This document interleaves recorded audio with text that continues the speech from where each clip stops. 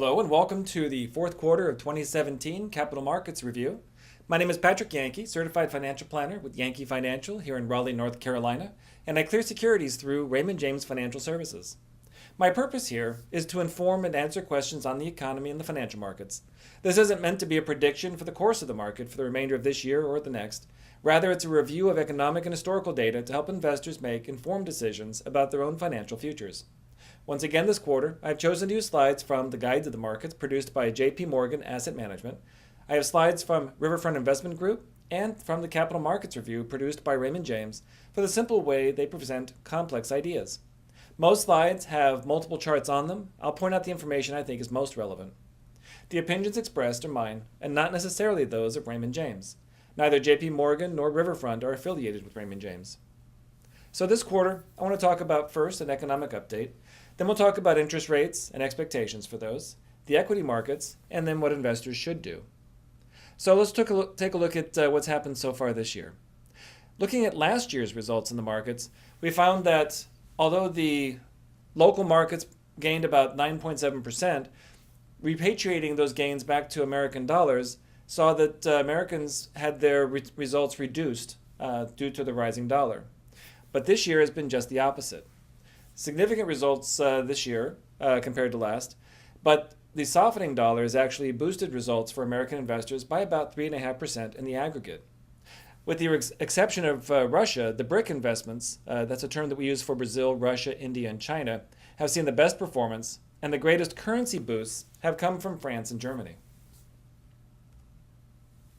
So it's easy to lose perspective over time on changing asset values. Right now we're seeing a high value for the dollar. However, from a historical perspective, the current value of the dollar is actually fairly low. What matters to investors is the short-term relative movements of the dollar. When investment returns are repatriated, they are reduced if the dollar has risen since the assets were purchased, or improved if the dollar has fallen. Measured annually, like the previous chart, we get an indication of the short-term effects of currency volatility. And of course, dividends and interest that are earned overseas get repatriated to dollars that either are worth more or worth less. So we should consider our asset mix. I like to show this chart to demonstrate volatility. Those assets which rise the most also fall the most. Another lesson is not to chase returns. What led in growth one year is not guaranteed to lead the next year. In fact, oftentimes the leaders move to the bottom of the class. Maintaining a diversified portfolio has generally worked for the long term. What's on top doesn't stay there, and what's on the bottom will move up again eventually. Volatile asset classes will usually be found at one of the extremes. There's another story here as well. Up until 2008, a diversified portfolio beat the S&P 500 5 out of 7 years. Since then, the diversified portfolio has underperformed the S&P 500 in every year. This can cause investors to put aside diversification in favor of unmanaged indices. Despite recent experience, diversification is still important. In fact, even in this period, the diversified portfolio still has better performance for the long term. Like it or not, America leads the world economically. When we fall into recession, the world tends to follow. Therefore, it's important to keep up with the U.S. economy, even when considering foreign investments. So GDP growth was revised upward in the third quarter to 3.1%. And on the right, we're looking at the components of GDP. Consumption always makes up the largest chunk. Therefore, it's important as investors to know how consumers are doing financially. Overall, GDP growth remains low versus historical rates.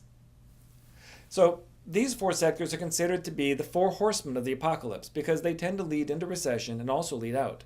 There are signs of concern on the right, but the charts are related. The top chart shows that inventories for businesses have risen, though now falling off their peak. Because of rising inventories, capital goods orders have slowed to allow inventories to fall again. So the right side deals with businesses, let's look at the left side dealing with consumers.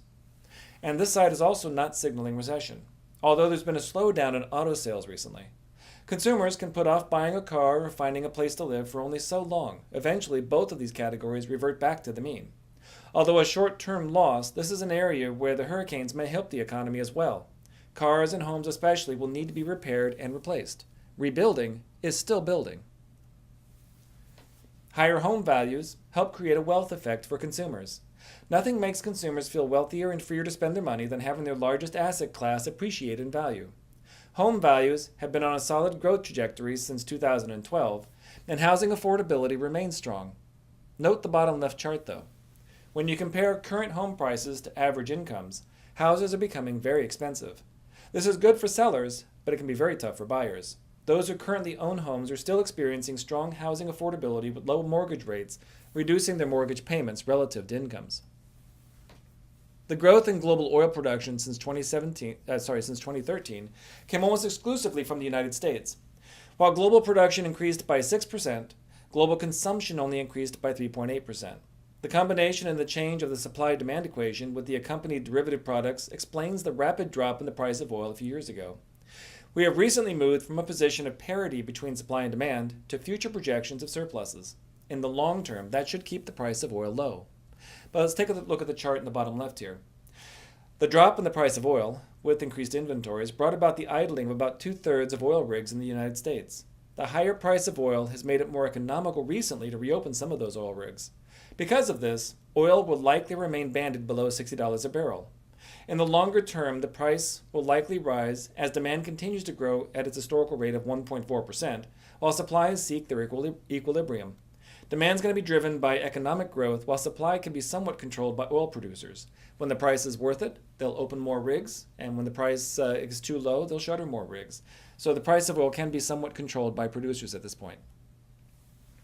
Generally, when unemployment falls, job prospects have greater leverage in negotiations.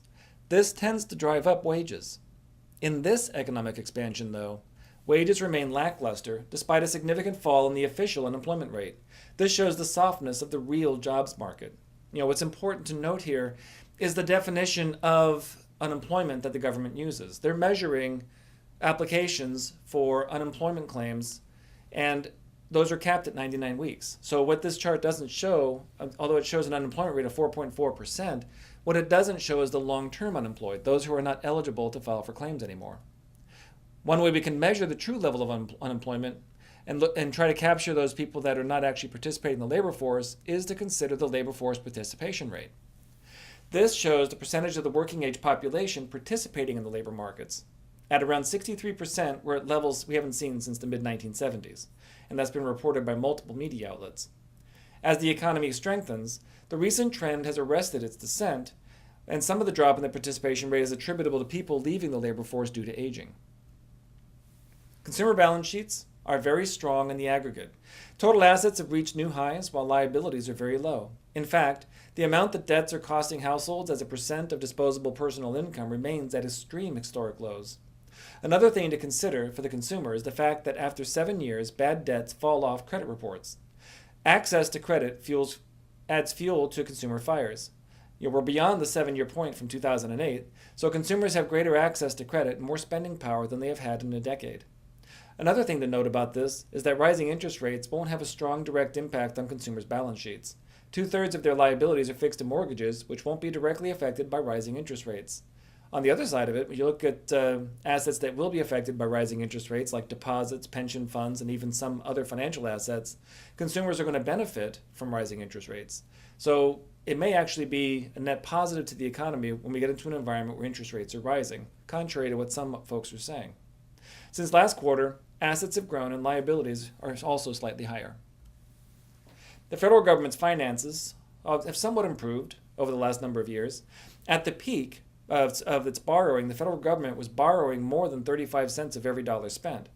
However, since last year, the borrowing rate has grown from a low of around 12 cents of every dollar spent to 17 cents now. The long-term forecast calls for borrowing levels to increase going forward, and at an increasing rate over recent quarters.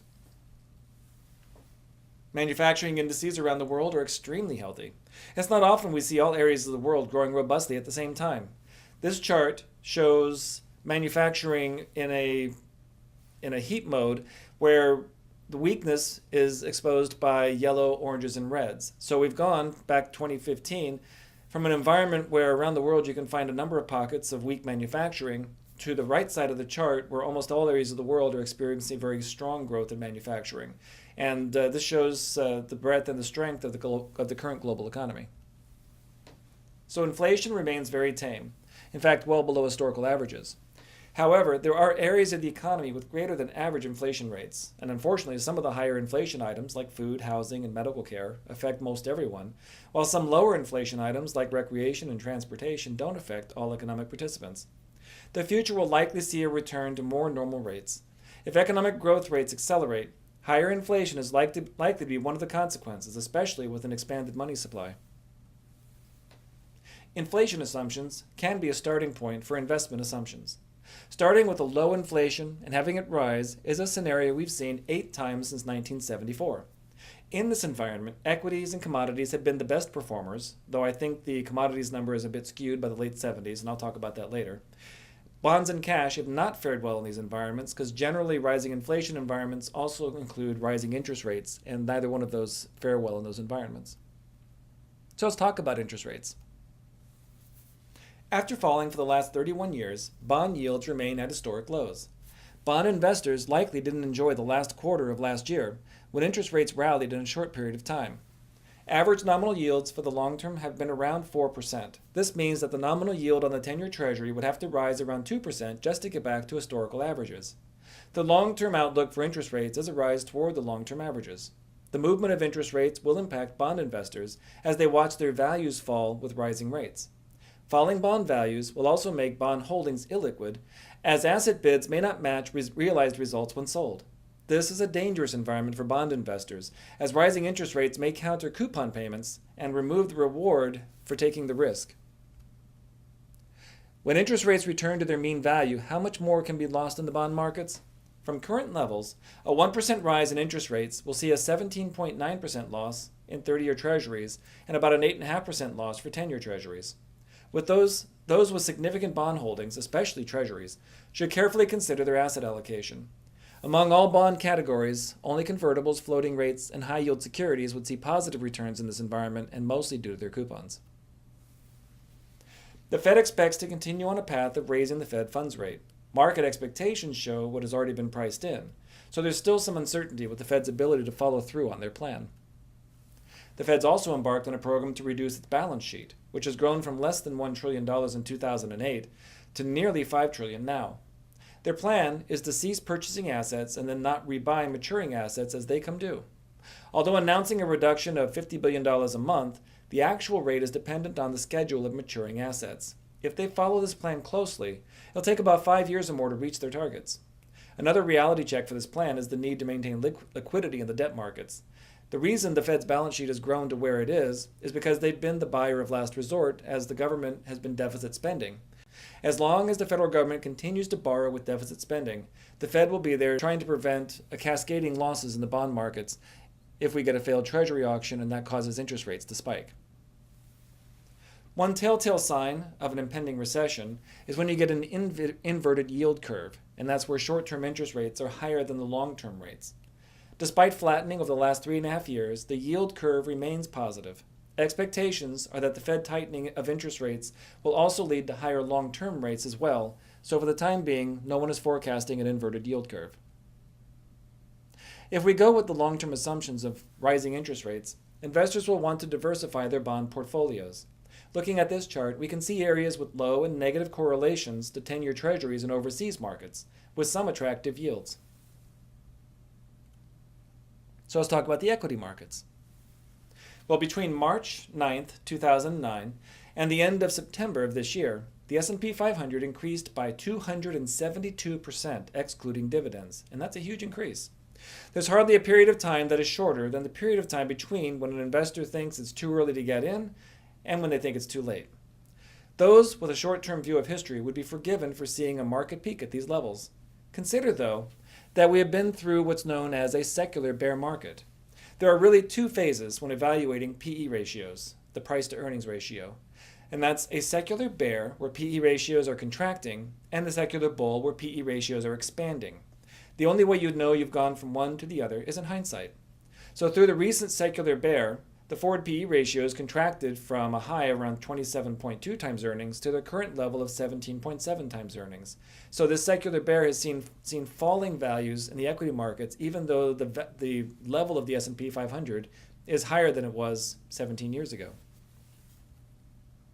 Although the recent number of 17.7 times earnings for forward PE ratios is a little above the 25-year average, it's not reaching yet toward extreme levels. It is still below one standard deviation from the 25-year average. Holding all other things static, earnings growth will lower the PE ratio, and we are expecting earnings to continue to grow. The question will be how quickly stock prices move, especially in relation to the earnings. We can look to history for a guide to what's possible, though. The last time PE ratios were at this level was the middle of 2003. From the middle of 2003 to the fourth quarter of 2007, PE ratios actually fell. Over about 4 years, PE ratios went from above average to below average. Despite the reality of falling PE ratios during this period, the S&P 500 equity values actually rose over 13% on average per year. That rate is actually above long-term averages for growth. Does that mean markets will behave in exactly the same way this time? No, it doesn't mean that. But what it does mean is that those who use this one measure to predict lower than average returns going forward may not be correct. It isn't a mathematical certainty.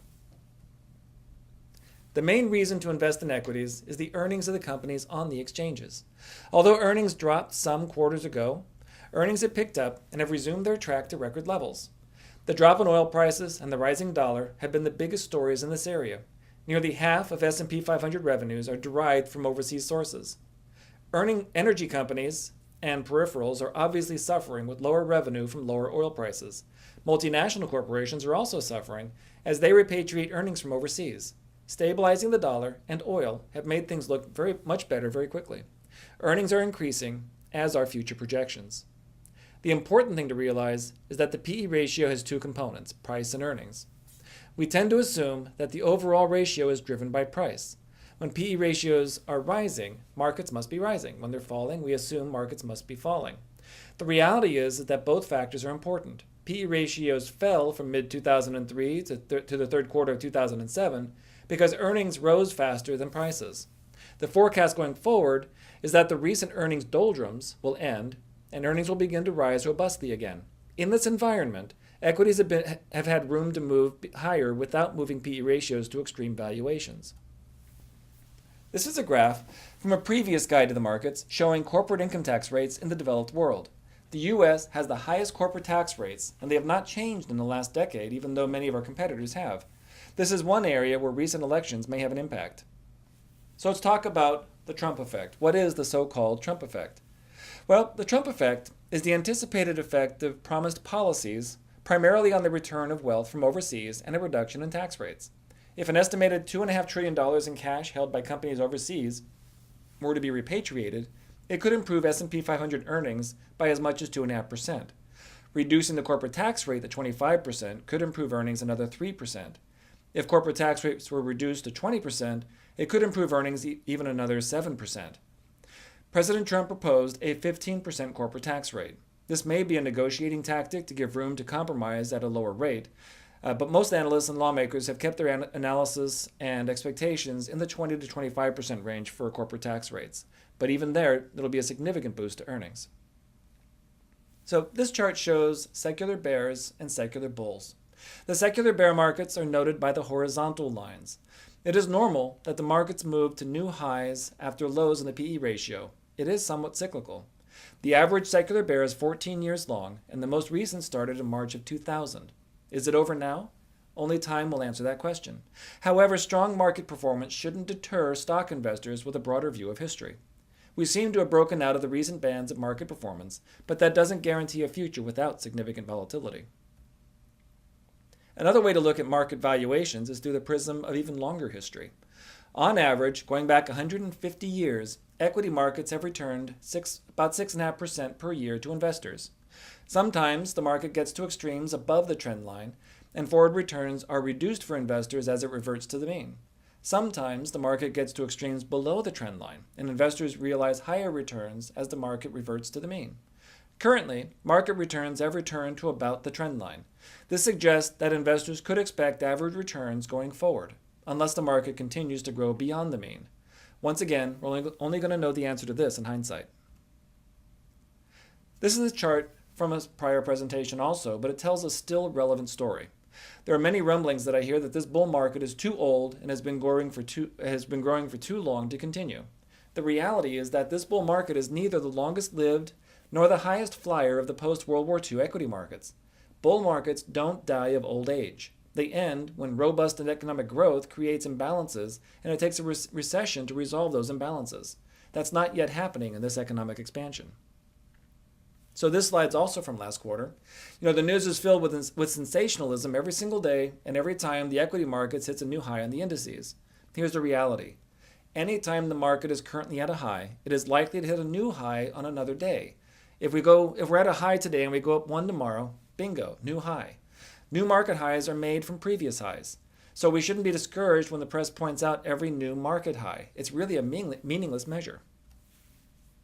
So we are in the fourth largest expansion since World War II. However, we're coming out of the deepest recession in the same time period with the weakest recovery. There is a lot of room for expansion and growth-oriented policies. The chart on the right shows an economy that has not been performing in line with historical averages. There is room for growth in this economy. So as mentioned earlier, strength in the U.S. economy helps to bolster overseas economies. Overseas valuations are more attractive than our current domestic markets. So would you want to go back in time relative to the S&P 500 and invest at lower valuations? In a way, that's kind of what is represented overseas. No investment is without risk, and this isn't a sure thing by any means. But the valuations are more attractive overseas than here in the domestic markets. So make sure your portfolio isn't too America-focused. Overseas diversification at this time can really help to improve long-term returns. So if we look at the long-term returns of the overseas markets like we did with domestic markets, we can see that they are now only just recovering from being significantly below the long-term mean averages. This, like the previous chart, suggests there may be potential for higher than average returns as these markets revert to their long-term mean. Now that isn't to suggest it's going to happen overnight. That doesn't suggest that it's all going to be straight up, but it does suggest there's room for growth. The U.S. has once again taken the lead in the global economic earnings, as Europe and emerging markets have significantly retreated off of their highs. Or another way to view the situation is that there's opportunity in overseas equities. Make sure to diversify equity portfolios across international borders as well as across economic sectors. And if you look at this chart, one thing that you find on the right-hand side, starting around 2016 or so, is that the slide in earnings overseas has been arrested, and most areas overseas are actually seeing significant growth in earnings, and that bodes well for investors. So in trying to forecast the next bear market, we have to look at past patterns. Bear markets generally occur in conjunction with economic recessions. Also in conjunction with those recessions, there's usually another factor such as a commodity shock where things like oil and gold are rising rapidly. There could be a Fed tightening where the Fed is raising interest rates significantly. And there could also be extreme valuations. None of these conditions are currently prevalent in the economy or the markets. So a few economists are actually forecasting a bear market for any other reason that it seems to just be about time for one. But when we look at the actual factors that we try to gauge the next bear market, what we see is that the markets themselves are not forecasting one. There is a great deal of cash relative to GDP in the economy. The chart on the right shows that over $12.5 trillion remains on the sidelines in various cash equivalent accounts. And there's another estimated $1 trillion in actual cash in our pockets that's not represented here. This is nearly $5 trillion greater than normal. As confidence returns to investors, there's a great deal of potential energy made by this cash. Also, the upper chart shows another stimulus for stocks, yield. Cash investors, especially those going after CDs, are getting next to nothing for their patience. Sooner or later, investors have to take some risk in this market in order to make some money. The alternative to stock dividends is to take on interest rate risk in the bond markets. And as shown earlier, that isn't a good long-term proposition in my opinion. When interest rates rise, starting from below 5%, the result has universally been beneficial to stocks since 1963. Each dot here shows weekly stock returns relative to interest rate movements. The historical equation benefits equities in this environment, even in the short term. So, what should investors do? It takes courage to invest. Even though the market finished positive 75% of the last 37 years, the average year saw an intra-year decline of about 14.1%. Those who would invest in equity should focus on their financial goals and not react emotionally to every market move. Complacency may become a significant factor also, as investors haven't experienced historical market volatility for a while. When the markets become volatile, it can be stressful, and investors who only recently began to invest may react emotionally. Note that even when the market doesn't finish positively, it never finishes on its low. Selling into a panic isn't a good strategy for wealth preservation nor for long-term growth. So we would all love to be able to invest without risk. If I offered someone an investment which would have an average annual return greater than 7%, most people would jump at it. And that's what the red line represents there. That is 7% for 20 years, every single year. And I think in this environment, I would get a lot of takers. What that line represents, though, is the average annual return of the S&P 500 for the 20 years ended at the bottom of the fiscal crisis, at the end of February 2009. As painful as the market felt in the dot-com bust of 2000 to 2002 and the fiscal crisis of 2008 to 2009, the returns for the long-term investor were still fairly robust, even at the worst of it. Oh, by the way, why do you invest rather than taking a guaranteed 7% for the long term? This chart shows what happened since the bottom of the S&P 500 to now. Guaranteed returns look good in the worst of times, but over the long term, they create more financial opportunity loss in a portfolio than the short-term volatility of the markets. In this mathematical example, it would take a loss of about 50% in the current S&P 500 value to return back to that 7% average line. It's important to note here, though, that the S&P 500 is an unmanaged index. Some successful money managers have seen even better results. In the commodity realm, consider the graph in the upper right. Those who bought gold at its peak in 1980 waited until 2007 to realize a positive return. When factoring for inflation, these investors have still not realized a positive return in real terms. Moreover, recent investors have seen a significant erosion of capital since its peak, greater than 1/3 of its value. So I mentioned earlier when we're talking about inflation and the best asset classes to be in rising inflation environment, and equities and commodities were shown to be the best ones. I think commodities is skewed, and you can see it on this chart on the left-hand side. President Nixon closed the gold desk in 1973. And this was the first time that American investors, the greatest consumers in the history of the world, were able to own gold in 40 years. And they went after gold significantly. So the value of gold rose through the late 70s to a peak in the 80s. And that coincided with rising inflation. So that tends to drive a lot of the correlation between gold and inflation. But if you look at the intervening years, until about 2007, not a whole lot happened with gold. So we need to be very cautious about assuming that one particular asset class is the best place to be in any particular environment. It's good to be diversified. But if you look at the recent run-up in gold, the main investment thesis is that many people are expecting an end to the world financial markets, and they've been told that gold is a storehouse of value. The one thing to recognize about gold is that it's, at the end of the day, it's a shiny piece of metal. And if you pile up in gold expecting that the world financial markets are going to crash, then if you are correct and the world financial markets crash, the value of that gold is essentially going to turn into a sandwich. And the reason I say that is because if you have a pile of gold in your living room and your neighbor has the makings of a sandwich, if the world markets and the world economy were to go kaput, the time's going to come really quickly when you'll gladly trade that pile of gold for that sandwich. So, like any market, gold is worth what someone's willing to give you for it. And in a scenario where the world markets have completely blown up, people are not demanding your gold. People are going to need food, shelter, water, fuel, and ammunition. And those are going to be the main currencies of the realm. So bear that in mind. If your investment thesis is that the world financial markets are going to blow up, gold is not going to be your friend because people will not be demanding gold, especially at $1,300 an ounce in that scenario. So, where is a good place for investment dollars in the sectors of the economy? Well, if we look at the sectors the same way we looked earlier at asset classes, we'll find a similar story. Those sectors you find on the top will one day be on the bottom and vice versa. But another method of sector selection is going with the prevailing assumption that future interest rates will be higher than today. In that environment, it would be good to have assets that are negatively correlated to treasury yields. On this chart, that would be real estate, telecom, consumer staples, and utilities. That doesn't mean defensive investors should only seek securities in these sectors alone. It just means their portfolio diversification should neglect holdings in these sectors if they agree with the investment premise. So the 20-year annualized return of available asset classes are shown on this bottom chart.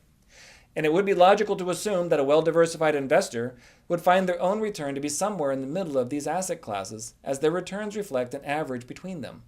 But that isn't what we see, though. We find that the average investor has a much lower average annual return. In fact, at 2.3%, the average investor has barely kept pace with inflation over the last 20 years. This is where having professional management really helps, and having someone to hold your hand through the hard times. Because if they had simply stuck with even an unmanaged index in the S&P 500, they would have seen over 7% on average per year. But getting out when things got bad, getting back in when things were good, shows that the average investor, by investing emotionally, lost all those returns they could have had simply by patience. Over any 1-year period, almost any asset class may lead. Over any 5-year period, investors are generally rewarded for investing in equities. Over any 20-year period, there's really no comparison. So for short-term needs, such as emergency funds, we should keep assets in short-term assets like cash. We need those accessible to us in an emergency. Medium-term needs may be rewarded for having a portfolio with a strong allocation toward equities, but also having an allocation toward bonds to control volatility. But long-term assets should definitely have a strong leaning toward equities. Yeah, balancing out with bonds and some other negatively correlated asset classes can help reduce volatility, but for the long term, that volatility works to our advantage as long as the economy itself continues to grow. Diversification and asset allocation don't ensure a profit nor protect against a loss. So disclosures are an important part of any financial presentation, and so here are some disclosures for the next couple of pages. If these are difficult to read here, I recommend opening the link to the slides on my webpage where you can peruse them at leisure.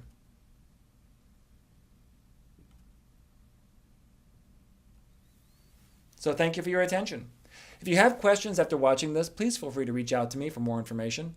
Financial planning isn't done in presentations. I try to present good information that's useful to people, but this isn't financial planning. Financial planning is done one-on-one, and I'm always happy to answer questions on individual financial situations. Thank you, and we'll talk more in the next quarter.